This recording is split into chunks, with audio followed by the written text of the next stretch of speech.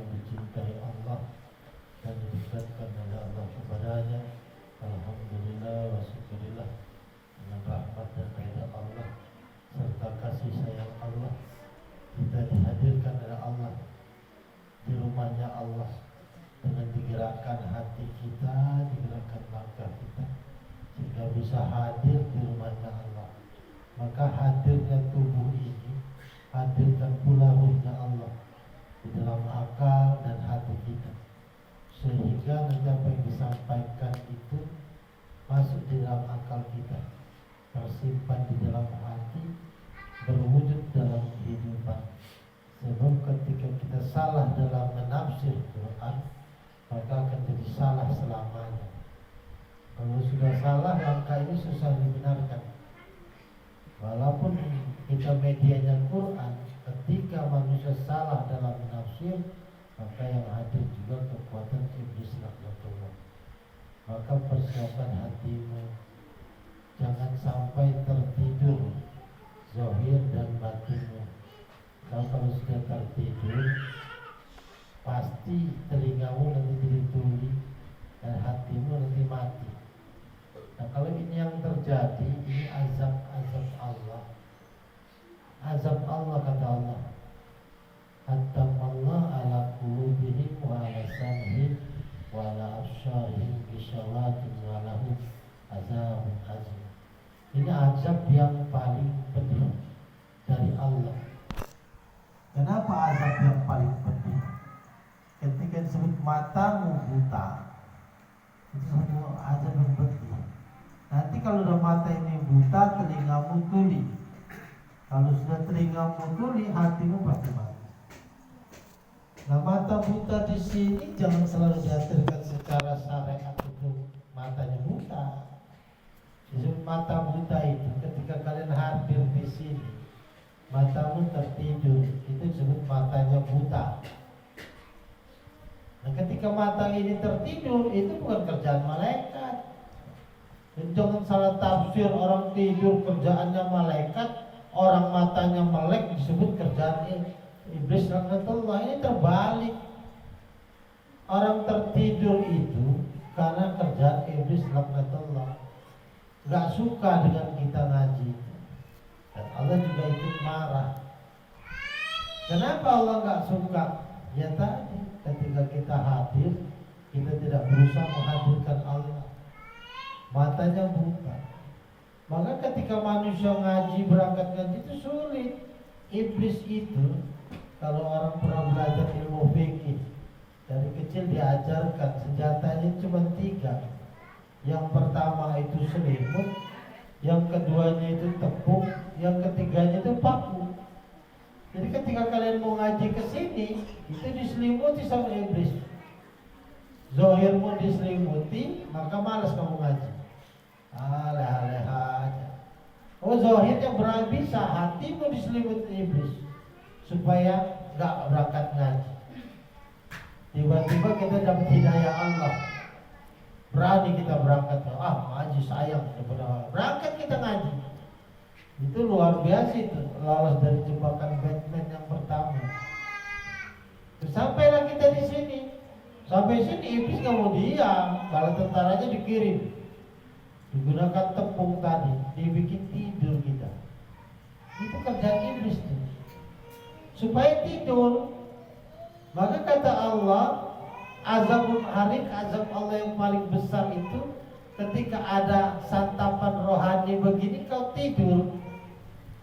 Itu murka aku, kata Allah. Maka kita lawan ini supaya kayak caranya enggak tidur.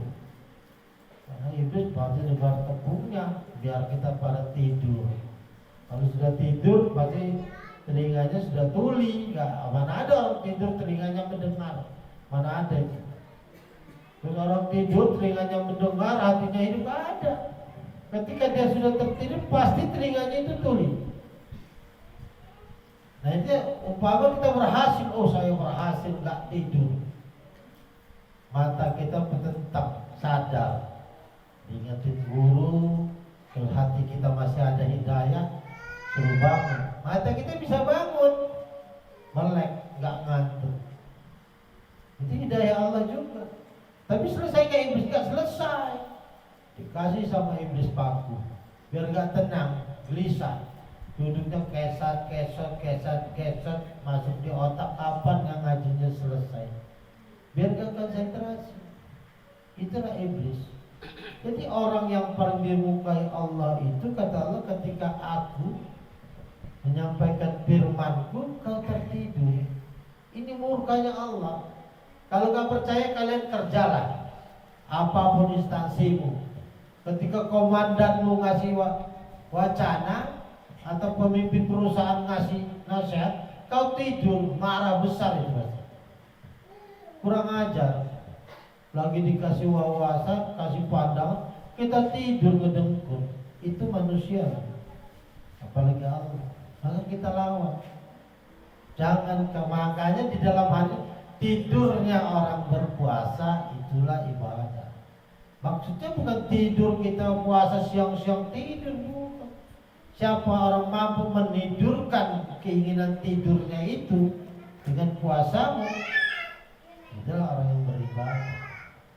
Bukan tidur siang ngedengkur, puasa bangun pagi nanti zuhur sholat tidur lagi. Oh, ini kata Rasulullah ibadah. Itu orang syariat, karya orang pondok itu. Alasnya apa? Oh, malam kan habis ibadah, siangnya ngantuk. Padahal itu bukannya Allah. Yang namanya tidurnya orang berpuasa ibadah itu, kamu mampu menidurkan keinginanmu itu. Yang salah itulah ibadah. Nah, kita ada di sini, hadirkan coba Allah, minta tolong. Makanya diawali dengan tauhid. A'udzubillahi minasyaitonirrajim. Kau berlindung ya Allah kepadamu dari setan yang terkutuk. Bayangkan, kita berlindung hanya kepada Allah. Hanya Allah yang bisa melindungi kita. Tetapi ketika Allah melepaskan pelindungannya, sehingga kita gak mampu mengatasi tidur kita, gak mampu mengatasi kegelisahan hati kita, maka pada saat itulah kebahagiaan orang-orang yang dikutuk oleh Allah. Lupa kita bahwa kita ini sedang di rumahnya Allah, kumpul bersama para malaikat-malaikat Allah. Malaikat Allah hadir di sini. Kalau manusia yang batinnya udah kasar, dia lihat malaikat Allah di sini, wali-wali Allah ada di sini, ikut berzikir. Karena mereka rindu. Makanya jadwal pengajian begini terdaftar di Lauh Mahfuz. Itu bedanya. Kalau ngaji syariat iya terdaftar. Jadi para malaikat, para wali-wali Allah yang di alamnya sendiri, para jin-jin muslim, itu nunggu juga kayak kita mau ngaji, kapan yang ngaji. Karena mau ikut-ikut zikiran. Rindu dia muji-muji Allah. Terus kalau kita gak rindu, tidur, kata Allah itu azab tuh yang paling kecil. Maka hati-hati, jangan salah tafsir. Orang tidur seolah-olah kemasukan malaikat, yang matanya petentang melata dibilang masukan setan. Ini laknatullah. Hati-hati dengan tafsir. Maksudnya apa? Kalau malaikat itu gak mungkin pernah tidur.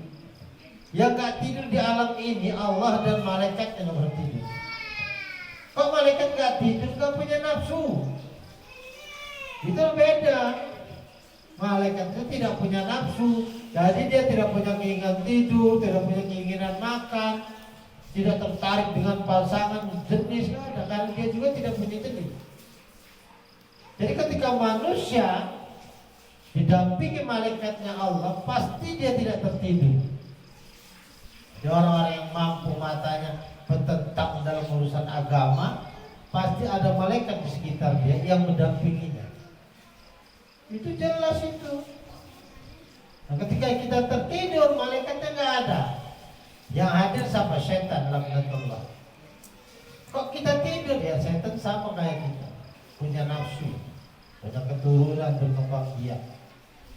Maka di sini cepat-cepat kita istighfar, minta tolong sama Allah agar kita bisa hadir secara zahir dan batin. Inilah hatam Allah, hukuman Allah. Karena selama ini hati kita juga mati. Telinga ini sudah mulai tuli, nggak mau pandai nasihatin siapa aja. secara syariat kau tidak bisa lagi mendengar nasihat siapapun. Dikasih nasihat gak mempan, nasihat agama gak mempan, nasihat pakai adat gak mempan, pakai hukum nasional gak mempan. Jadi hidup sendiri semua kita sendiri. Itu hatinya sudah mati. Hidup kita semua aturan kita sendiri. Padahal kita ada aturan, harusnya aturan Allah, supaya mampu menidurkan keinginan kita yang salah. Itu caranya kita ngaji. Nah kalau kita sudah mampu ini, kita mampu mendengar nasihat siapapun, hati ini pasti hidup kalau kita mendengar.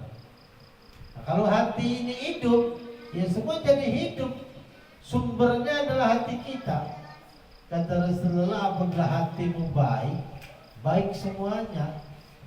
Jadi kalau kau sudah tidur, ngaji tidur, hati-hati cepat istighfar. Pasti ada kesalahan yang besar yang kau berbuat. Yang celaka lagi ketika kau komplain dengan guru, tambah kau bikin tidur. Karena Allah marah. Guru itu pengganti Rasulmu, utusan dia. Maka disebut warisatul anbiya. Nah, ketika hati ini sudah tidur, hatimu sudah mati. Kamu mempan lagi nasihat. Ketika kamu mempan nasihat begini, terputus hijab hubunganmu dengan guru. Walaupun zahirmu masih bisa hadir, tapi batinmu terputus. Yang berbahaya di mana? Di alam kubur dan pada mahsyar. Jadi kalian-kalian yang berbaiat dengan saya, itu tanggung jawab saya di alam kubur, di padang mahsyar. Saya nggak mampu menyelamatkan kalian, guru kita gitu. Jadi setiap orang yang mati ketika dia disiksa oleh Munkar wa Nakir karena amal kita kurang tadi, walaupun alhamdulillah untuk at-tazkir suka Banjar bekal-bekal terhindar dari siksa kubur, siksa api neraka sudah dibekali, tinggal kalian mau jalankan atau tidak. Itulah cara gurumu menyelamatkan umatnya. Kalau kalian nggak menjalankan, ya salahmu sendiri. Tugas saya hanya mengajar. Kenapa tanggung jawab guru? Ketika kalian disiksa Munkar wa Nakir, kalian berteriak mengeluh gurumu. Kalau di hatimu ada gurumu. Tapi kalau hatimu sudah benci dengan gurumu, gak mampu lagi kau teriak manggil gurumu. Karena gurumu sudah jadi musuh. Walaupun kau bisa hadir ngaji di sini. Itu sunatullah, bukan rekayasa akal saya. Makanya baca kita, teriak kita. Kalian panggil nama saya. Nanti saya dipanggil Munkar wa Nakir. Benar gak ini anak muridku? Benar Pak. Terus amal saya gak mampu menyelamatkan kalian. Saya teriak manggil guru pusat. Datang untuk Haji Muhammad Ghazali. Oh iya, ini murid-murid saya. Diselamatkan sama dia. Masuk di salung barisan dia. Maka disebut dunia ini kecil. Umpama dia guru kita di Tangerang, terus muridnya ada yang di Lampung, ada yang Kalimantan, ada yang di Perancis sana.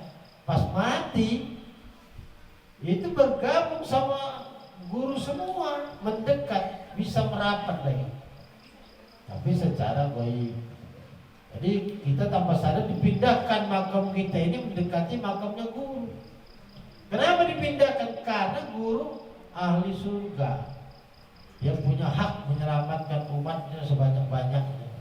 Jadi yang diselamatkan muridnya diambilin. Tetapi yang di hatinya tidak ada kebencian yang guru. Kalau kalian sudah benci, berarti kau putus. Kau sudah bukan murid lagi. Maka hati-hati, cepat itu istighfar. Karena pintunya surga itu adalah gurumu. Gurumu mendapat izin dari yang namanya Rasulullah. Itu ngaji, namanya ngaji batiniyah. Maka hati-hati dengan tertidurnya zahir kita dan tertidur hati. Cepat kau selamatkan sendiri diri.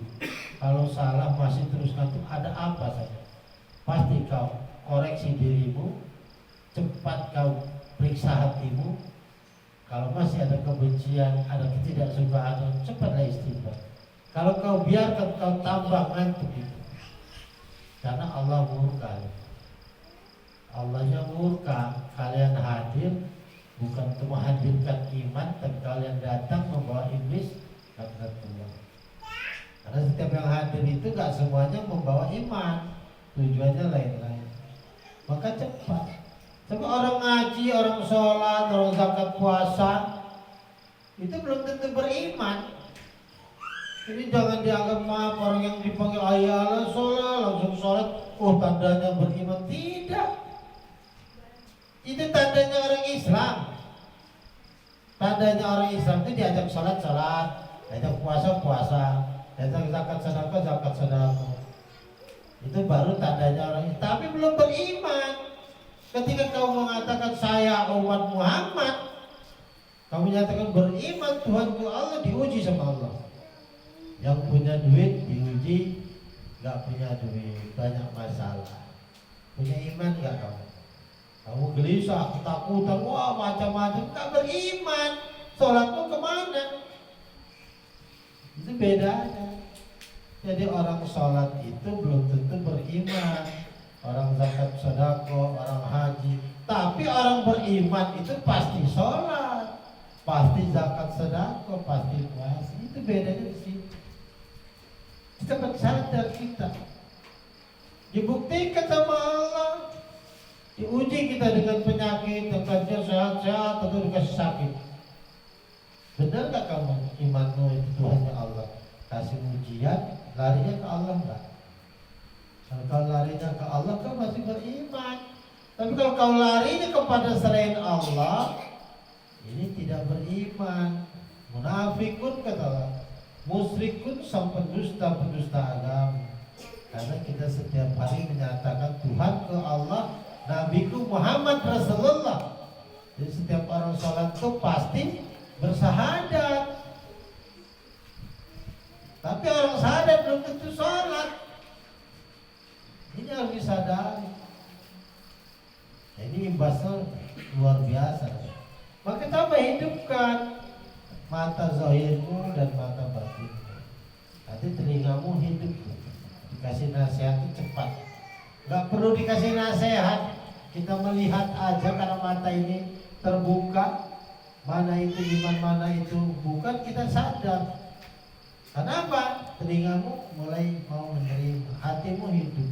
Tapi kalau sudah mati matamu, telingamu buta, hatimu pasti mati, gak mempan lagi. Dinasihatin siapa aja gak mempan.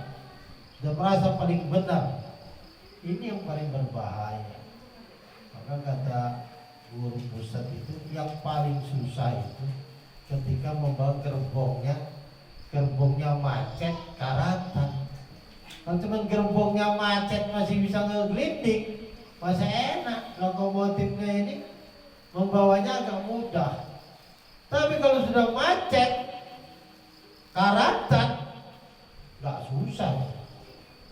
Dibiarkan sang guru bertanggung jawab dengan segala kesalahannya. Karena di pundaknya ada kalimat anfusakum wa alikum nar. Selamatkan dirimu, keluargamu dan seluruh majelismu. Itu berbahaya di situ. Tetapi ditarik dia nggak bisa lagi. Bisa membahayakan gerbong yang lain. Ikut apa? Ikut tenggelam. Sehingga lebih baik itu ditinggalkan. Korbankan 2-3 gerbong yang berbahaya, gerbong yang lain tetap jalan. Ini harus sadar. Tapi kesadaran ini gak pernah hidup. Kenapa? Imanmu sudah mulai kecil. Otakmu cuma adanya uang. Bagaimana dunia ini punya mobil, rumah bagus, punya jabatan. Semua ditanya nanti sama Allah, jabatanmu itu dari mana? Digunakan untuk apa? Kau punya uang itu dari mana? Digunakan untuk apa? Kau punya kendaraan itu dari mana? Digunakan? Ditanya. Jangankan itu, bola mata kita ini ditanya sama Allah. Kau gunakan untuk apa itu? Semua kalammu itu digunakan untuk apa? Telingamu digunakan untuk apa? Akal pikiranmu itu kau gunakan untuk apa? Tangan dan kakimu itu kau gunakan, ditanya sama Allah. Itu yang ada di dalam tubuh kita, belum yang di luar. Makanya kita ngaji ini untuk mengkaji terus diri kita. Benarkah aku ini umat Muhammad Rasulullah? Dan itu tidak gampang. Jadi kalau sudah hati ini mati, sangat-sangat sulit. secara hakikat kau jauh dari Allah, nanti secara syariat dimunculkan penyakit-penyakit yang lain. Itu kalimat Allah. Maka khatamu ala qulubi wa ala sam'ihim wa ala absarihim bisawat wa lahum azabun azim. Itu azab yang pedih, azab yang paling besar dari Allah. Sadar kita, kenapa kita sampai telingamu akhirnya nggak bisa mendengar? Karena nasihat Allah sudah tak mempan. Matamu nanti semakin hari secara syariat semakin berkurang fungsinya karena digunakan yang salah. Nanti hatimu mati. Hatinya mati itu, maaf kalau ilmu kedokteran itu lain pergi. Itu hatinya mati. Semua penyakit-penyakit ini penyebabnya dosa. Bukan berarti saya nggak punya dosa, saya ini paling banyak dosa. Jadi ulama itu paling banyak dosa. Berbahayanya ulama itu ketika ngajarin satu salah, harus terus ajaran ini dari salah sampai anak cucunya. Makanya dia cepat-cepat. Makanya yang boleh salah itu sebenarnya cuma ulama juga. Kenapa kalau ulama yang boleh salah, yang lain nggak boleh salah? Yang lain itu kalau salah nggak tahu caranya, kembali dengan Allah, taubat nggak tahu, jadi bikin salah terus dia. Tapi kalau ulama, dia buat salah juga sama. Cepat kembali sadar, oh ini salah. Kembali nanti jatuh lagi dia bangun lagi, karena dia tahu caranya. Yang berani melanggar hukum itu kan orang-orang hukum sendiri. Jadi orang hukum gak berani melanggar hukum, pasti masuk penjara dia. Tapi orang hukum berani melanggar hukum, gak terpenjara dia. Kalau bahasa kita gak masuk neraka. Maka hadir muksi, cobalah setiap hadir itu niatkan ingin mencari keridhaan Allah. Nanti hatimu hidup. Semakin kau hilangkan buruk-buruk sangka itu, semakin nanti hidup. Nanti apa yang disampaikan A bisa sampai Z kalian gambarkan. Nah baru ngaji itu bisa nyaman. Tapi kalau ngajimu masih terbebani, nanti ngaji itu gak pernah nyaman. Padahal tidak ada kenikmatan itu kecuali ibadah. Mana ada yang lebih nikmat dari ibadah? Kau punya istri berapa? 1, 2, 3, 4 sampai 9. Gak nikmat gitu. Nikmatnya sementara. Tapi luar biasa. Tapi Allah ketika kau berjumpa Allah, lain nikmat. Tapi harus mengorbankan segala-galanya. Itulah Allah. Karena Allah tidak mau diduakan. Itu berat. Kau punya harta banyak, nikmat gak? Enggak nikmat kata siapa?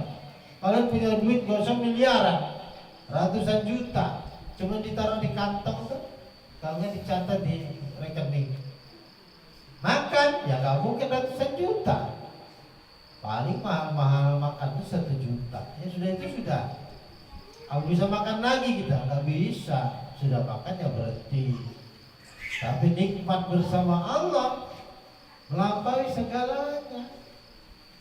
Maka tidak ada yang nama kerinduan kecuali rindu sama Allah. Kenapa kita datangnya dari Allah dan harus kembali dengan Allah? Nah itu yang bermain iman, bukan Islam. Bermain iman kita, sehingga semakin hari nanti hati ini semakin hidup. Tetapi kalau cintamu dengan dunia ini besar, gak mungkin bisa imanmu hidup. Karena gak ada cintanya Allah. Kalau kau cinta dengan hartamu, dengan kebunmu, dihitung-hitung, baca Quran, tunggu katanya kau balas, dibalas sama Allah. Kenapa? Kau tumpuk-tumpuk harta, kau hitung-hitung seolah-olah kekal abadi. Padahal tidak ada harta yang kekal abadi. Jangankan harta kita, nyawa kita gak kekal abadi. Kalau sudah saatnya diambil Allah, dia lewat. Maka bersyukur kita dihadirkan Allah di sini untuk mengkoreksi diri kita. Apakah iman ini semakin hari semakin hidup ataukah tidak? Nah hasilnya dari mana nanti? Dari rumah tanggamu, rumah tangga kita, di majelis kita semakin ada kerukunan. Jadi kalau kalian ngaji terus masih ribut aja, tengkar terus sama istri, sama mertua, sama orang tua, apalagi tengkar sama guru, ngajimu gak beres itu. Jadi jangan bilang, oh kalau ngaji gak kaya itu salah, jangan. Laknatullah itu. Contoh kita itu Rasulullah. Rasulmu kaya nggak? Nggak kaya. Jadi jangan kau anggap kita yang hadir di sini ini udah jadi umat Muhammad, belum. Masih jauh. Kenapa masih jauh? Rasulmu bukan orang kaya. Terus kamu ngaku umat Muhammad. Kalau umatku kata Rasul ikut aku. Bayangkan Rasulullah itu kalau mau tidur, dia cek uangnya masih ada nggak di istri-istrinya yang 9. Istrinya banyak lah, 12. Tapi yang hidup bersama dia 9. Kalau masih ada disuruh sedekahin. Kita mampu nggak? Kita ini masih punya tabungan untuk setahun 2 tahun udah gelisah. Mikirin untuk anaknya, nanti mikir untuk cucunya, luar biasa. Rasul ngajarin nggak? Enggak. Ketika ditanya, ya Rasulullah, bukankah masih ada hari esok untuk ibadah bersedekah? Apa jawab Rasulullah? Ya kalau umurmu sampai dengan besok, kalau nanti hari ini sisa uang itu belum tentu untuk beramal soleh. Rebutan anak-anaknya, rebutan istri-istrinya, dosalah dia. Itu Rasul. Terus tiba-tiba kita ngaku umatnya numpuk-numpuk harta. Seolah-olah itu bukan abadi, bukan gak boleh numpuk harta, silakan. Tapi keluarkan dulu zakatmu, keluarkan dulu sedekahmu. Berapa persen? Kalau awalan mukminin cuma 2,5%, dikit. Baru awal orang mukmin itu 2,5%. Hartamu kau belanjakan di jalan Allah atau jiwa ragamu udah untuk Allah 2,5%. Jadi pikiran kita ini baru mikir Allah itu masih kecil sekali, 2,5%. Semua pandangan hidup kita melihat kebesaran Allah itu masih kecil, masih kagum melihat kagumnya manusia, kagumnya orang sukses dunia punya jabatan, semua gak ada apa-apanya dan apa-apa. Belum umatku kata Rasulullah. Kalau kau umatku berapa? 60%. Kok 60% secara syariat? Yang 40-nya dosa, yang 60-nya kebaikan. Nah, kalau sudah 60 ini umat Muhammad, baru doamu mustajabah. Doamu didengar Allah. Nah, kalau hidup kita mikirnya duit, Allahnya mana? Gak ada lagi. Dunia ini bukan milik kita. Dunia ini milik Allah. Maka dikatakan jodoh, rezeki, dan kematian itu mutlak milik Allah. Jelas itu. Kau kejar-kejar belum tentu dapat rezekimu. Kau kejar-kejar jodohmu juga belum tentu dapat. Kalau nggak sesuai dengan hukumnya Allah. Nggak sama, mati, nggak perlu dipikirkan.